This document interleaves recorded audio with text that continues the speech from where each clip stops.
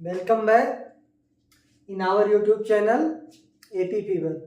ठीक है, हम लोग रासायनिक क्रिया एवं समीकरण में हमारा जो अंतिम टॉपिक है वो है दैनिक जीवन में उपचयन के प्रभाव। इसमें जो मेनली एग्जाम में पूछे जाते हैं, जो दो टॉपिक दिया गया है उसमें एक हमारा संक्षारण और दूसरा है विकृत गंधिता। इसमें से इन दोनों में से हर एक साल अगर संक्षारण पूछा है तो अगले साल 100% विकृत गंधिता आएगी।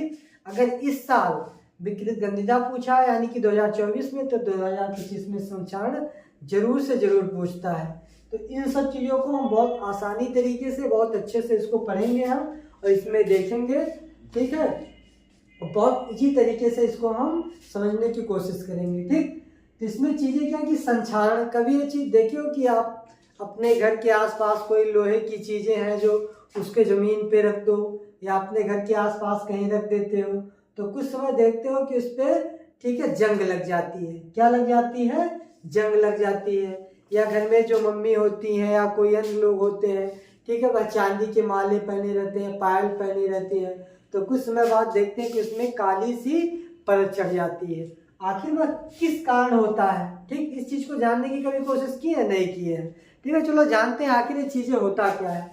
इसमें चीज़ें कि संक्षारण में चीज़ें क्या होती हैं कि कोई भी धातु, चाहे वह लोहा हो, चांदी हो, ठीक है, कोई भी चीज़ हो, अगर वह नमी ठीक है, खास करके नमी का मतलब क्या होता है? ऑक्सीजन। ठीक है, नमी व अम्ल के संपर्क में जब आता है तो उसमें विकार मतलब खराबी, ठीक है, खराबी उत्पन्न होती है। ठीक, और उससे हम क्या कहते हैं? संक्षारण कहते हैं। क्या कहते हैं? संक्षारण। तो इसका डिफिनीशन क्या है, परिभाषा क्या है कि जब कोई धातु नमी व अम्ल के संपर्क में आता है तो उसमें क्या उत्पन्न होता है? विकार उत्पन्न होता है और उससे हम क्या कहते हैं?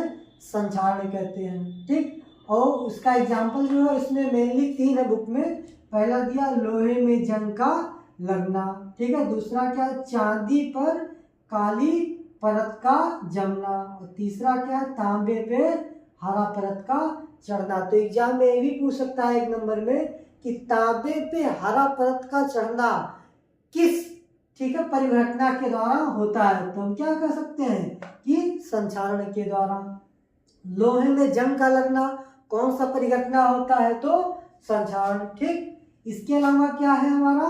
विकृत गंधिता। विकृत का मतलब क्या होता है? खराब। ठीक है, और गंधिता का मतलब क्या होता है? गंध यानी कि स्मेल। ठीक है, यानी कि कभी कभी घर में देखे होंगे जब गर्मियों के सीजन में या गर्मियों के मौसम में, ठीक है, घर पे जब खाना पका दिया जाता है, खास करके गाँव में, तो रख देते हैं। शाम जब हो जाता है, बच्चे खाने जाते हैं तो मम्मी से ले जाके पूछते हैं खाना, मम्मी देखो इसमें स्मेल तो नहीं आ रही है, किसी तरह की गंध तो नहीं आ रही है।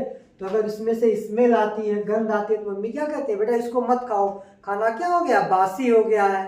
तो वही, ठीक है, तो इसका मतलब यही है कि जो खाना है उससे क्या है? बैड स्मेल आ रही है, विकृत गंध आ रही है। तो इसका यही मतलब होता है कि जब कोई खाद्य पदार्थ खास करके गर्मियों में, ठीक है, जैसे कि तेल व वसा से युक्त बने हुए भोज्य पदार्थ जब ऑक्सीजन के संपर्क में आते हैं तो उसमें एक, ठीक है, अलग तरह की स्मेल या एक अलग तरह की गंध उत्पन्न हो जाती है। ठीक, और वह, ठीक है, परिघटना क्या कहलाती है? विकृत गंधिता कहलाती है। क्या कहलाती है?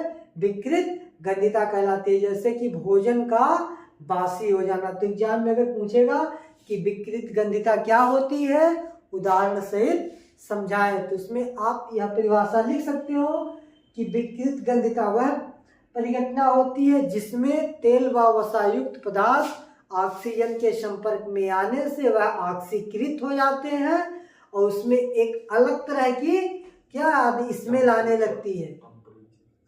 ठीक, और उस पूरी प्रक्रिया को हम क्या कहते हैं? विकृत गंधिता कहते हैं। ठीक है, तो पहले अध्याय में हमारा इतना टॉपिक था और हम लोग लेक्चर बाय लेक्चर हर एक टॉपिक को कवर किए हैं। बाकी आप लोगों को हम कंप्लीट नोट्स, ठीक है, डिस्क्रिप्शन बॉक्स में प्रोवाइड करवा देंगे जिससे आप लोग आसानी से उस चीज़ को पढ़ सकते हैं, लिख सकते हैं। बाकी अगर किसी भी तरह का डाउट हो तो आप डिस्क्रिप्शन बॉक्स में, ठीक है, हमें कमेंट कर सकते हैं।